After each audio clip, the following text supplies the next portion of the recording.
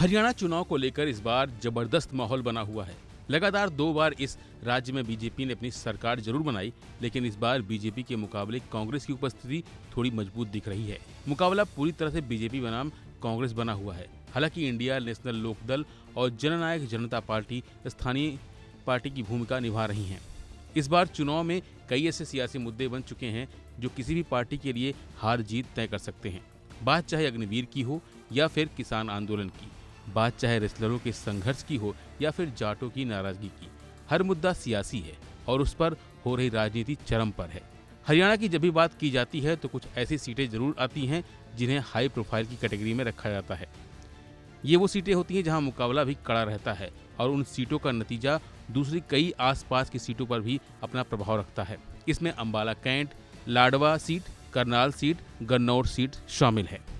हरियाणा की लाडवा सीट भी इस बार चर्चा का विषय बनी हुई है। उसके सबसे बड़ा कारण यह है कि यहाँ के वर्तमान मुख्यमंत्री नायब सिंह सैनी को लेकर यह कहा जा रहा है कि वह सीट से ताल ठोक सकते हैं। अगर ऐसा हो जाता है तो इस सीट पर मुकाबला काफी कड़ा और दिलचस्प बन जाएगा।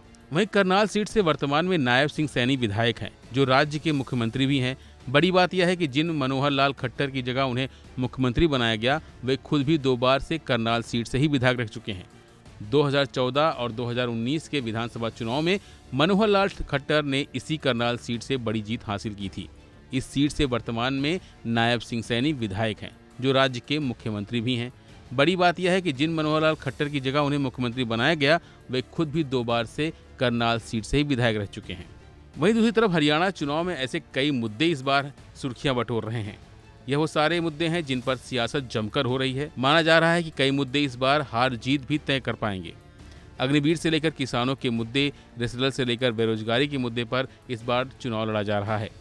हरियाणा चुनाव में इस बार सबसे ज्यादा चर्चा अग्निवीर की हो रही है। हरियाणा से देश की सेना में कई जवान निकलते हैं। इसी वजह से अग्निवीर योजना को लेकर सबसे ज्यादा चर्चा हो रही है। इसी राज्य में देखने को मिल रही है। विपक्ष की तरफ से आरोप लगाया जाता है कि इस योजना की वजह से युवाओं के साथ भेदभाव हो रहा है। वहीं दूसरी तरफ चुनाव में इस बार रेसलरों का मुद्दा भी बीजेपी के लिए बड़ी सिरदर्द बन चुका है। कहने को विनेश फोगाट का ओलंपिक में हारना राजनीति से जुड़ा मुद्दा नहीं है, लेकिन क्योंकि ऐसी अटकलें चल पड़ी हैं कि फोगाट भी अपना सियासी डेब्यू कर सकती हैं, इस वजह से हरियाणा में भी यह मुद्दा बनता हुआ दिख रहा है। किसानों का एक बड़ा वर्ग बीजेपी से खासा नाराज है। पहले तो 3 कृषि कानून की वजह से जबरदस्त विरोध प्रदर्शन देखने को मिल चुका है। हाल ही में संपन्न हुए लोकसभा चुनाव के दौरान जिस तरह से कुछ भाजपा प्रत्याशियों के खिलाफ किसानों ने अपनी आवाज बुलंद की थी, यह बताने के लिए काफी है कि जमीन पर नाराजगी अभी कम नहीं हुई है। इसी वजह से किसानों का मुद्दा भी इस बार निर्णायक रहने वाला है। फिलहाल के लिए बस इतना ही। बाकी खबरों के लिए बने रहिए वन इंडिया हिंदी के साथ।